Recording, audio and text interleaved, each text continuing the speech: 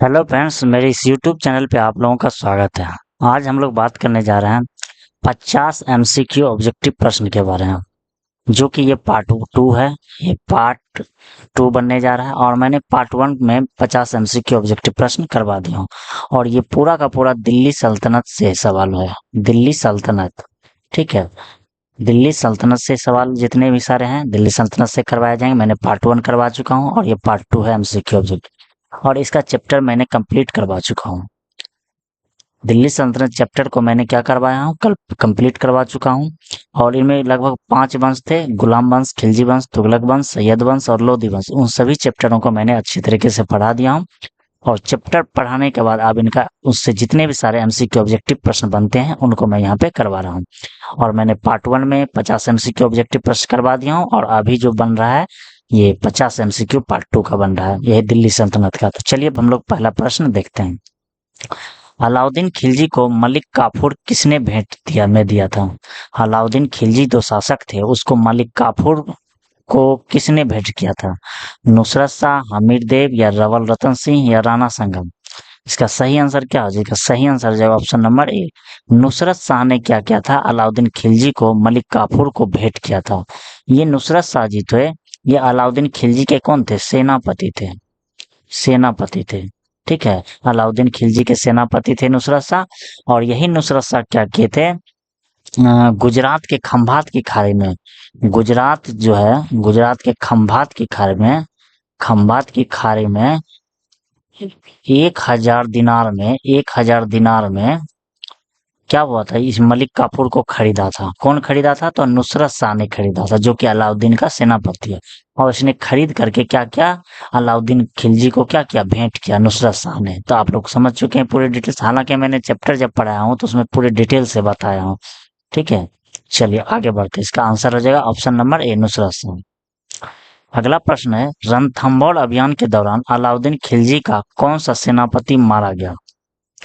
मलिक काफूर या जलालुद्दीन या नुसरत शाह या खिज्र खान? इसका सही आंसर क्या हो जाए? इसका सही आंसर हो जाए option number B, Nusrat Shah मारा गया था। कब? रणथंभौर अभियान जब चला रहा था अलाउद्दीन खिलजी, तो उसी समय युद्ध के दौरान क्या हुआ? नुसरत शाह की मृत्यु हो जाती है। और इससे अलाउद्दीन काफी दुखी हुआ था, क्योंकि इसका सबसे प्रिय सेनापति था नुसरत शाह। और यही नुसरत शाह है जो कि 1,000 दिनार में किसको खरीदा था? मलिक काफूर को। 1,000 दिनार में मलिक काफूर को खरीदा था और अलाउद्दीन को जो भेंट किया था। चलिए आगे बढ़ते हैं। अलाउद्दीन खिलजी के रणथंभौर आक्रमण के समय वहां का शासक कौन था? मतलब जब अलाउद्दीन खिलजी रणथंभौर आक्रमण कर रहा था तो वहां का शासक कौन था? रावल रतन सिंह या रामचंद्र देव या हमीर देव या जौना खान?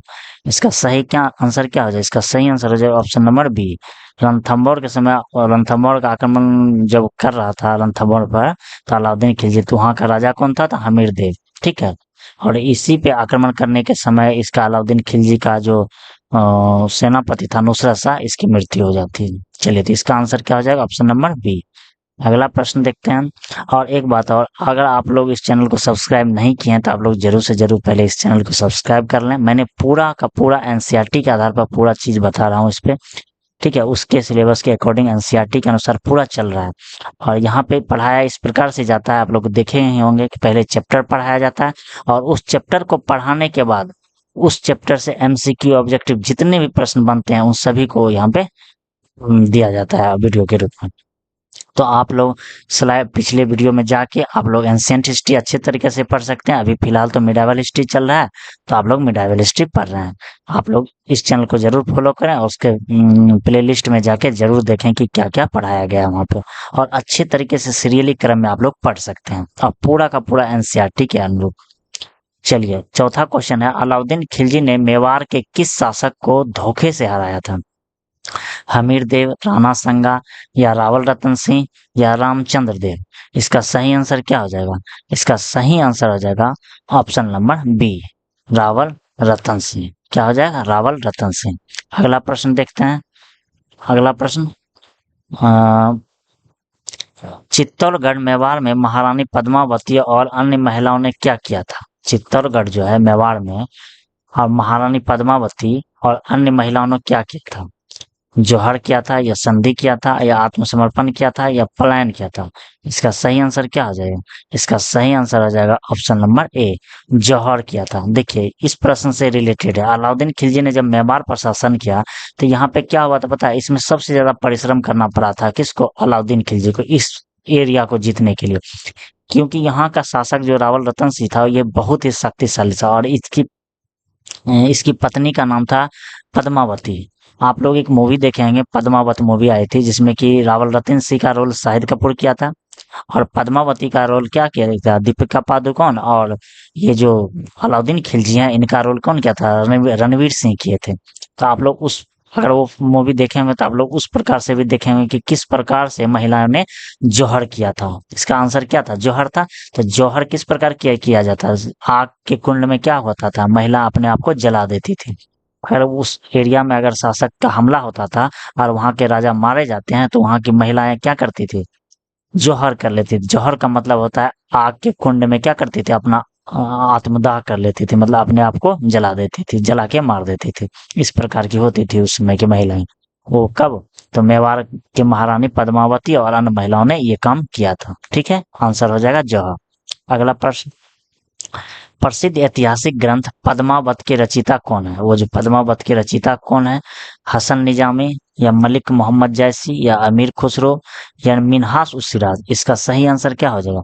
इसका सही आंसर हो जाएगा option number C, Malik Mohammad Jayasi ने पद्मावत के रचयिता है। ठीक है, इस प्रकार से ध्यान में रखिए। अगला प्रश्न देखते हैं। अगला प्रश्न है, अलाउद्दीन खिलजी का दक्षिण भारत के राज्यों पर किस प्रकार का नियंत्रण था? अलाउद्दीन खिलजी जो है दक्षिण भारत, ये जो इंडिया है, जैसे हम लोग समझने का प्रयास करते हैं, ये जो इंडिया है, ये जो इंडिया है, तो इंडिया के इस एरिया को क्या बोलते हैं? दक्षिण भारत। और ये उत्तरी भारत बोलते हैं। तो यहाँ क्वेश्चन है कि अलाउद्दीन खिलजी का दक्षिण भारत मतलब इस एरिया पे राज्यों का किस प्रकार नियंत्रण था? प्रत्यक्ष नियंत्रण था या कोई नियंत्रण नहीं था या अप्रत्यक्ष नियंत्रण था या पूर्ण विलय था? इसका सही आंसर क्या हो जाए? इसका सही आंसर हो जाए ऑप्शन नंबर बी। इस पे क्या था? अप्रत्यक्ष रूप से नियंत्रण था। नियंत्रण तो था ही, मतलब यहाँ पे तो जीता ही था बहुत कुछ, लेकिन अप्रत्यक्ष रूप से, प्रत्यक्ष रूप से ऊपर पे मतलब उत्तर भारत पे पूरा प्रत्यक्ष रूप से नियंत्रण था। हाँ, लेकिन यहाँ पे क्या था? अप्रत्यक्ष रूप से नियंत्रण था। ठीक है, अगला प्रश्न देखते हैं। अलाउद्दीन खिलजी का उत्तर भारत के राज्यों पर किस प्रकार का नियंत्रण था? मतलब उत्तर भारत के, तो ये सही बात है, इसका क्या हो जाएगा? प्रत्यक्ष नियंत्रण था। नीचे क्या था? ये जो इंडिया के दक्षिण भारत में अप्रत्यक्ष नियंत्रण था और उत्तर भारत में क्या था? प्रत्यक्ष नियंत्रण। इसका सही आंसर क्या हो जाएगा? उत्तर भारत के बारे में पूछ रहा है तो प्रत्यक्ष नियंत्रण हो जाएगा। इसका सही आंसर हो जाएगा ऑप्शन नंबर बी। अगला प्रश्न देखते हैं। दिल्ली सल्तनत में तुगलक वंश का संस्थापक कौन था? तुगलक वंश का संस्थापक कौन हो जाएगा? ग्यासुद्दीन तुगलक, फिरोज शाह तुगलक, मोहम्मद बिन तुगलक या नसरुद्दीन महमूद? इसका सही आंसर क्या हो जाएगा? इसका सही आंसर हो जाएगा ऑप्शन नंबर ए, ग्यासुद्दीन तुगलक थे। अगला प्रश्न देखते हैं। दिल्ली सल्तनत में देखिए यहाँ पर, दिल्ली सल्तनत में पहली बार किसानों की मदद के लिए नहर का निर्माण किसने करवाया? दिल्ली सल्तनत में जो है पहली बार किसानों की मदद के लिए नहर का निर्माण किसने करवाया? फिरोज शाह तुगलक या अलाउद्दीन खिलजी या गयासुद्दीन तुगलक या बहलोल लोदी? तो इसका सही आंसर क्या हो जाएगा? इसका सही आंसर हो जाएगा option number B, Ghiyasuddin Tughlaq ने ही क्या करवाया था? नहरों का निर्माण कराया था पहली बार। अगला और यहीं पे अगर आ जाएगा क्वेश्चन, सबसे ज्यादा नहरों का निर्माण क्या कौन करवाया, तो वो फिरोज शाह तुगलक हो जाएगा। लेकिन यहाँ पे पहली बार नहरों का निर्माण किसने करवाया तो गयासुद्दीन तुगलक हो जाएगा। इसका सही आंसर हो जाएगा ऑप्शन नंबर बी। अगला प्रश्न देखते हैं। गयासुद्दीन तुगलक ने अलाउद्दीन के 50% कर को घटाकर कितना कर दिया? जब गयासुद्दीन तुगलक का समय आया तो अलाउद्दीन खिलजी ने जब अपने काल में क्या किया था? टैक्स को 50% कर दिया था। लेकिन जब गयासुद्दीन तुगलक का शासनकाल आया तो ये उस टैक्स जो 50% था उसको घटा करके कितना परसेंट किया? 40%, 25% या 33% या 10%? तो इसका सही आंसर क्या हो जाए? इसका सही आंसर हो जाए ऑप्शन नंबर बी, 33% कर दिए। अगला प्रश्न देखते हैं। दिल्ली सल्तनत में व्यवस्थित डाक चौकियों का निर्माण सर्वप्रथम किसने किया था? मतलब दिल्ली सल्तनत में डाक चौकियों का निर्माण किसने करवाया था? बलबन, सिकंदर लोदी, गयासुद्दीन तुगलक या खिज्र खान? इसका सही आंसर क्या हो जाएगा? इसका सही आंसर हो जाएगा option number B, Ghiyasuddin Tughlaq ने ही करवाया था। अगला प्रश्न देखते हैं। दिल्ली में तुगलकाबाद और आदिलाबाद शहरों का निर्माण किसने करवाया? दिल्ली में जो है तुगलकाबाद और आदिलाबाद शहरों का निर्माण कौन से शासक ने करवाया था? गयासुद्दीन तुगलक, फिरोज शाह तुगलक, मोहम्मद बिन तुगलक या बहलुल लोदी? तो इसका सही आंसर क्या हो जाएगा? इसका सही आंसर हो जाएगा option number A, Ghiyasuddin Tughlaq ने करवाया था। अगला प्रश्न देखते हैं। गयासुद्दीन तुगलक ने किस सूफी संत से राजकीय धन वापस मांगे?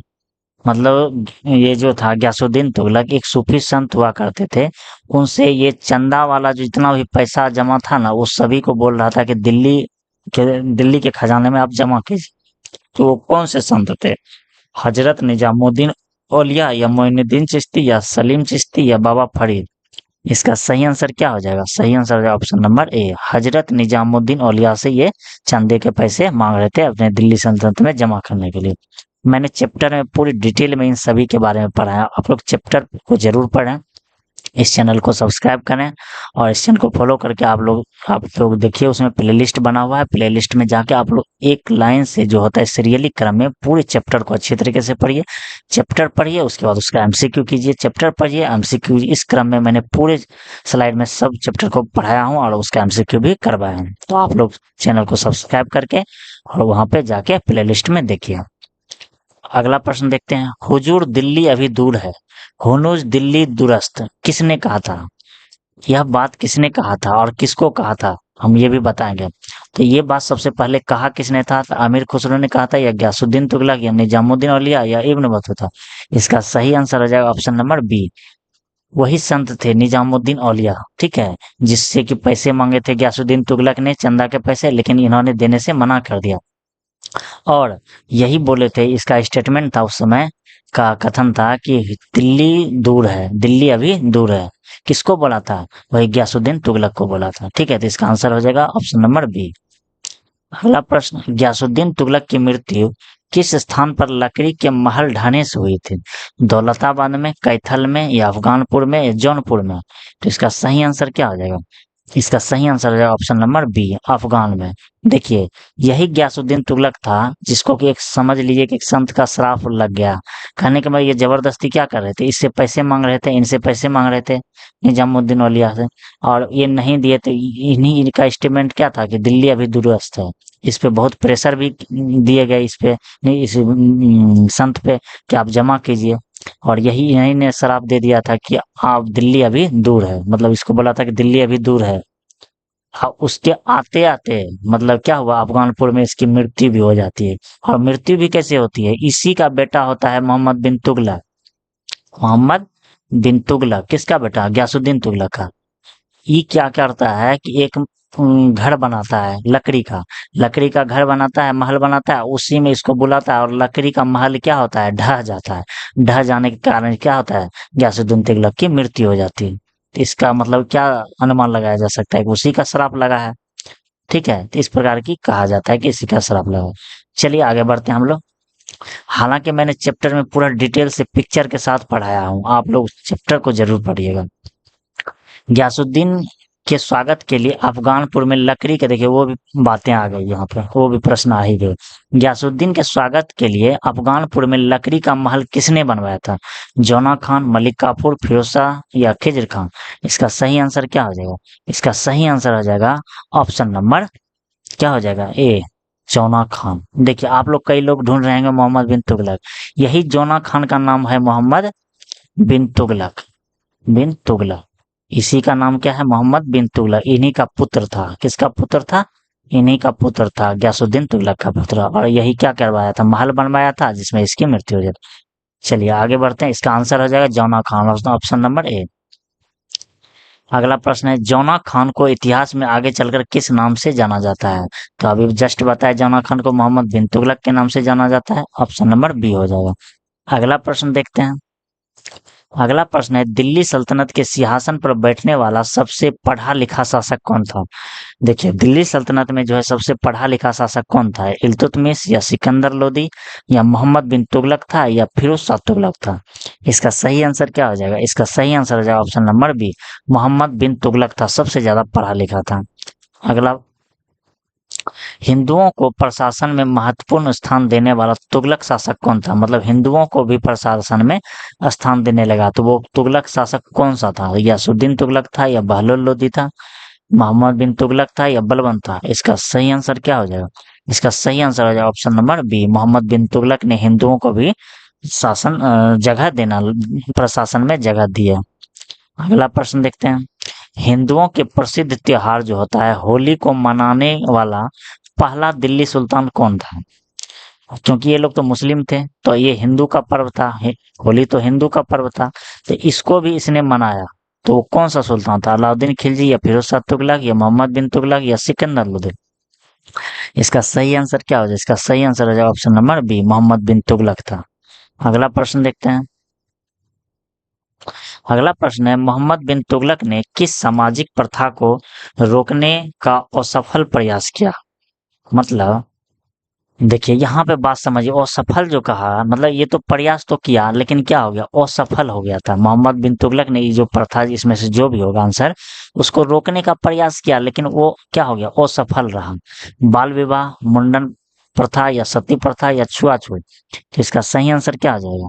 सती प्रथा को इन्होंने रोकने का प्रयास किया, लेकिन फिर भी यह क्या रह गया? असफल रह गया। ठीक है, अगला प्रश्न देखते हैं, मोहम्मद बिन तुगलक की अधिकांश योजनाएं किस प्रकार की रही? मतलब मोहम्मद बिन तुगलक जो अपने शासन काल में थे, तो वो कई तरह की योजनाएं बनाई, तो वो बोला जा रहा है कि किस प्रकार की योजनाएं रही? अत्यंत सफल रहा, अर्ध सफल रहा, पूरी तरह असफल रहा और प्रभावित रहा? इसका सही आंसर क्या हो जाएगा? इसका सही आंसर हो जाएगा ऑप्शन नंबर बी, मतलब मोहम्मद बिन तुगलक जितने भी योजना करवाए, सारी की सारी योजना क्या हो गया? असफल रहा। जब हम मोहम्मद बिन तुगलक के चैप्टर को पढ़ा रहे थे, तो आपको उसमें पढ़िएगा अच्छे से, उसमें पूरी डिटेल में बताया गया कि किस प्रकार की योजना ये लाते थे, और वो सभी योजनाएं क्या होती जाती थी? इसका असफल हो जाता था, मतलब सफल होता ही नहीं था। तो आप लोग चैप्टर को जरूर देखिएगा। अगला प्रश्न देखते हैं, मोहम्मद बिन तुगलक ने दिल्ली से अपनी राजधानी कहाँ स्थानांतरित की? तो मोहम्मद बिन तुगलक ने दिल्ली से राजधानी बदलकर कहाँ की? तो आगरा की या लाहौर किया या दौलताबाद किया या जौनपुर किया? इसका सही आंसर क्या हो जाए? इसका सही आंसर हो जाए ऑप्शन नंबर बी, दौलताबाद किया, ऑप्शन नंबर बी।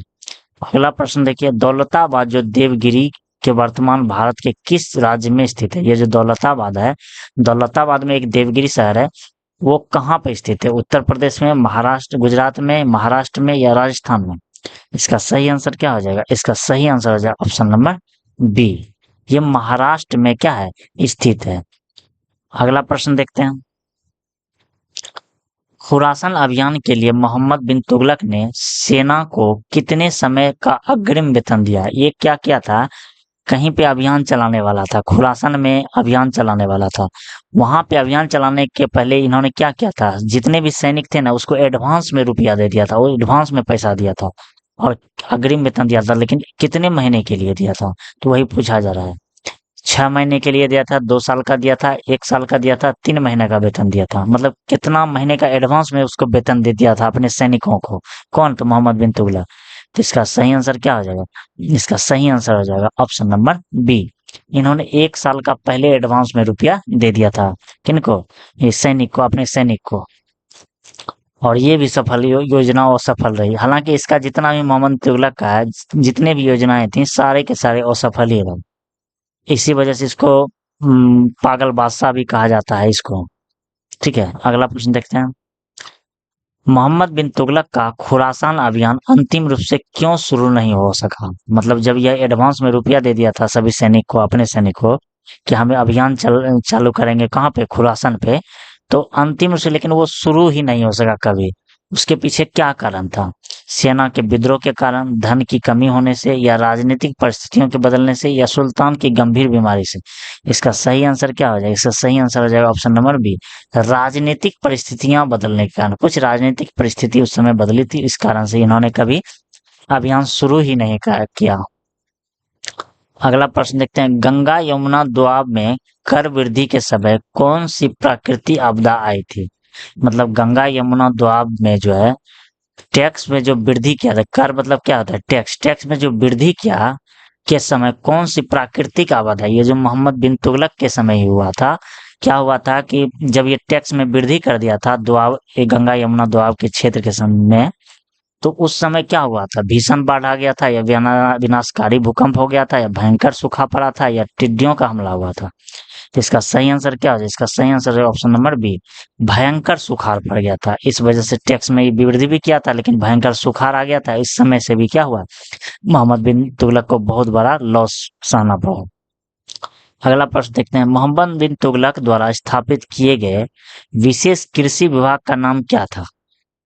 वो जो सुखाड़ जब पड़ा था तो उसके लिए एक टीम का गठन किया था, तो बोला जा रहा है उस टीम का नाम क्या था, उस विभाग का नाम क्या था? दीवान ए खैरात, दीवान ए बंदगान, दीवान ए कोही, दीवान ए अमीर। तो इसका सही आंसर क्या हो जाएगा? इसका सही आंसर हो जाएगा ऑप्शन नंबर बी, दीवान ए कोही का निर्माण करवाया था। अगला प्रश्न देखते हैं, मोहम्मद बिन तुगलक ने सांकेतिक मुद्रा के अंतर्गत किस धातु के सिक्के जारी किए? मतलब मोहम्मद बिन तुगलक ने सांकेतिक मुद्रा के रूप में किस धातु के सिक्के जारी किए थे? सोने के सिक्के, चांदी के सिक्के, तांबे के सिक्के या लोहे के सिक्के?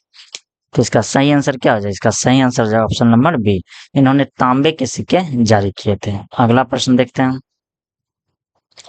मोहम्मद बिन तुगलक की सांकेतिक मुद्रा योजना क्यों विफल हो गई? लोगों द्वारा बड़े पैमाने पर नकली सिक्के बनाने से, विदेशी व्यापार पर पूर्ण प्रतिबंध लगने से, या साम्राज्य में तांबे की गंभीर कमी होने से, या दरबारी अमीरों और उलेमाओं के कड़े विरोध से? इसका सही आंसर क्या हो जाएगा? इसका सही आंसर हो जाएगा ऑप्शन नंबर ए, लोगों द्वारा बड़े पैमाने पर नकली सिक्के बनाए जाने लगे हैं। ठीक है, जब इन्होंने तांबे के सिक्के जारी किए तो उस समय क्या हुआ, लोगों द्वारा सबसे ज्यादा नकली के सिक्के बनाने लगा, तो इससे इसका क्या हुआ, वो विफल रहा। योजना भी ये क्या हो रहा, विफल रहा। मोहम्मद बिन तुगलक की मृत्यु किस स्थान पर हुई थी? अब देखिए, मोहम्मद बिन तुगलक की मृत्यु जो है होती है किस स्थान पे होती है? तो अफगानपुर में, दौलताबाद में, या थाटा सिंध में, या दिल्ली में? इसका सही आंसर क्या हो जाएगा? इसका सही आंसर हो जाएगा option number B, Thatta Sindh के आसपास इसका मृत्यु हो गया था। अगला प्रश्न देखते हैं, जनता को राजा से और राजा को जनता से मुक्ति मिल गई, यह किसने लिखा था? जब मोहम्मद बिन तुगलक की मृत्यु होती है तो उसके बाद एक कवि थे, उन्होंने क्या लिखा था? उस पहले देखते हैं कि उस कवि का नाम क्या था, किसने लिखा था? इब्न बतूता, अमीर खुसरो, या प्रसिद्ध इतिहासकार बर्नी, या मिन्हाज सुसरा? इसका सही आंसर क्या हो जाएगा? इसका सही आंसर हो जाएगा ऑप्शन नंबर बी, प्रसिद्ध इतिहासकार बर्नी जी लिखते हैं, जब मोहम्मद बिन तुगलक की मृत्यु हो जाती है तो उसके बाद ये लिखते हैं कि जनता को राजा से और राजा को जनता से मुक्ति मिल गए। ये लिखे थे इतिहासकार बर्नी, लिखे थे। क्यों लिखे थे पता है? क्योंकि मोहम्मद बिन तुगलक ने जितने भी नीतियां लाई थी सभी का सभी क्या रह गया था, असफल रह गया था। तो इसी वजह से इसने ये बातें लिखी है। आगे देखते हैं, तुगलक वंश में दीवान ए बंदगान दासों के विभाग की स्थापना किसने की? मोहम्मद बिन तुगलक, गयासुद्दीन तुगलक, फिरोज शाह तुगलक, या नसीरुद्दीन महमूद? इसका सही आंसर क्या हो जाएगा? इसका सही आंसर हो जाएगा ऑप्शन नंबर बी। इस बात को समझिए, इसने दीवान ए बंदगान मतलब क्या होता है, दीवान ए बंदगान की स्थापना किया था। और कौन किया था? तो फिरोज शाह तुगलक। ये किस लिए किया था? तो इसमें दासों के विभाग को रखा जाए, दास जितने भी थे ना उसके उसका जो काम था उस काम को जो बांटा जाता तो वही प्रकार का एक विभाग बनाया था सिर्फ दास के लिए, गुलामों के लिए। तो वही क्या नाम है, दीवान बंदगान। बोला जा रहा है इसकी स्थापना किसने किया था? तो फिरोज शाह तुगलक। चलिए अगला प्रश्न देखते हैं। अगला प्रश्न है, फिरोज शाह तुगलक द्वारा स्थापित दारुल सफा क्या था? फिरोज शाह तुगलक ने एक दारुल सफा की स्थापना किया था, तो वो क्या था? दासों का विभाग था, या राजकीय पुस्तकालय था, या निःशुल्क चिकित्सा केंद्र था, या नहरों का लेखा जोखा रहता था उसमें? तो इसका सही आंसर क्या हो जाएगा? इसका सही आंसर हो जाएगा ऑप्शन नंबर बी, यहाँ पे निःशुल्क चिकित्सा केंद्र था बनाया गया।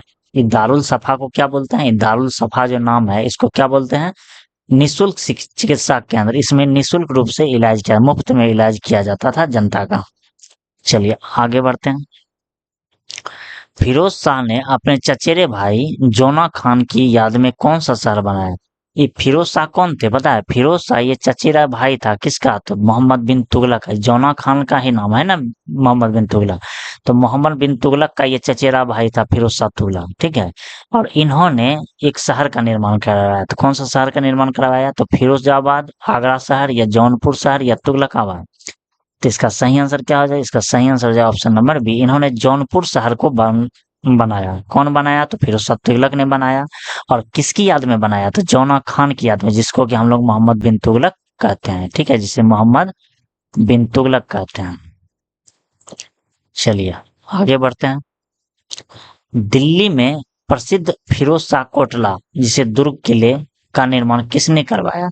फिरोज शाह कोटला का निर्माण दिल्ली में किसने करवाया? तो गयासुद्दीन तुगलक, इब्राहिम लोदी, या फिरोज शाह तुगलक, या बहलोल लोदी। तो इसका सही आंसर क्या हो जाएगा? इसका सही आंसर हो जाएगा option number B, Firoz Shah Tughlaq ने करवाया था। अगला प्रश्न देखते हैं।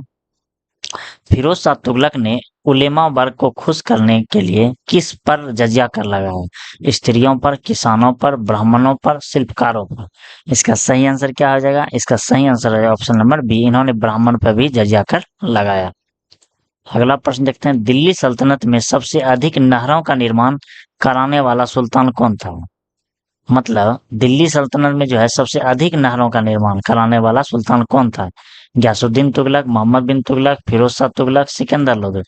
इसका सही आंसर क्या हो जाएगा? इसका सही आंसर हो जाएगा option number B, Firoz Shah Tughlaq ने अधिक से अधिक, सबसे ज्यादा नहरों का निर्माण करवाया। लेकिन पहली बार नहरों का निर्माण किसने करवाया था? तो यही करवाया था गयासुद्दीन तुगलक ने, ठीक है, इसे भी ध्यान में रखिएगा। और सबसे ज्यादा नहरों का निर्माण फिरोज शाह तुगलक ने करवाया था। अगला प्रश्न देखते हैं। फिरोज शाह द्वारा सिंचाई हेतु लिया जाने वाला विशिष्ट कर कौन सा था? फिरोज शाह तुगलक जो है, फिरोज शाह सिंचाई के लिए जो कर लिया जाता उस कर को क्या कहते थे? जकात कर, खराज कर, हक ए सर्व कर, या मसनद कर। इसका सही आंसर क्या है? इसका सही आंसर आ जाएगा ऑप्शन नंबर बी, हक ए सर्व कर लिया जाता था। किस लिए? सिंचाई के लिए। अगला प्रश्न देखते हैं। किस सुल्तान के खर्चीले स्वभाव के कारण उसकी मृत्यु पर शाही खजाना खाली हो गया था? मतलब कौन सा ऐसा शासक था दिल्ली सल्तनत में जिसका कि खर्चीला स्वभाव के कारण, मतलब बहुत ज्यादा खर्चीला भी था, और उसकी मृत्यु के बाद शाही खजाना लगभग क्या हो चुका था? खाली हो चुका था। वो कौन था? मोहम्मद बिन तुगलक, गयासुद्दीन तुगलक, या फिरोज शाह तुगलक, या बहलोल लोदी। इसका सही आंसर क्या हो जाए? इसका सही आंसर हो जाए option number B, Firoz Shah Tughlaq. इन्होंने बहुत खर्चीला किस्म का राजा था और बहुत ज्यादा खर्च किया था हर चीज में। इसका सही आंसर हो जाएगा ऑप्शन नंबर बी। अगला प्रश्न देखते हैं। अगला प्रश्न है नसीरुद्दीन महमूद जो है, देखिए, नसीरुद्दीन महमूद के समय, एक मिनट, हाँ, नसीरुद्दीन महमूद के समय 1398 ईस्वी में किसने भारत पर भीषण आक्रमण किया? मतलब बोला जा रहा है कि नसीरुद्दीन महमूद के समय, ये 1398 ईस्वी में किसने भारत पर भीषण आक्रमण किया? चंगेज खां किया था, या बाबर किया था, तैमूर लंग ने किया था, या नादिर शाह ने किया था? इसका सही आंसर क्या हो जाएगा? इसका सही आंसर हो जाएगा option number B, Timur Lang. कौन किया था आक्रमण? तैमूर ने, ठीक है। अगला प्रश्न देखते हैं। तैमूर लंग ने भारत से लौटते समय दिल्ली में किसे अपना प्रतिनिधि नियुक्त किया था? तैमूर जब यहाँ पे भारत पे आक्रमण किया और यहाँ पे बहुत सारा लूट मार किया और बहुत सारा धन लूट के जब जाने लगा, तो यहाँ पे अपना एक प्रतिनिधि नियुक्त किया। उस प्रतिनिधि का नाम क्या था? बहलोल लोदी था, या मुबारक शाह था, या खिजर खां था, या सिकंदर लोदी था? इसका सही आंसर क्या हो जाएगा? इसका सही आंसर हो जाएगा ऑप्शन नंबर बी, कौन था? खिजर खां। और यही खिजर खां आगे जाकर क्या किया था? सैयद वंश की स्थापना करता है, सैयद वंश की स्थापना कर देता है यही खिजर खां। अगला प्रश्न देखते हैं। दिल्ली सल्तनत में स्थापित होने वाला पहला अफगान राजवंश कौन था? दिल्ली सल्तनत में जो है स्थापित जो हुआ वो पहला अफगान राजवंश कौन था? खिलजी वंश था, या सैयद वंश था, या लोदी वंश था, या तुगलक वंश था? इसका सही आंसर क्या हो जाए? इसका सही आंसर हो जाए ऑप्शन नंबर बी, लोदी था। लोदी वंश को ही अफगान राजवंश कहते हैं, ये अफगानी था, ठीक है। अगला प्रश्न अब हम लोग देखते हैं। अगला प्रश्न है, लोदी वंश प्रथम अफगान राजवंश जो था का संस्थापक कौन था? मतलब लोदी वंश का संस्थापक कौन था? सिकंदर लोदी, इब्राहिम लोदी या बहलोल लोदी या खिज्र खान? इसका सही आंसर क्या हो जाएगा?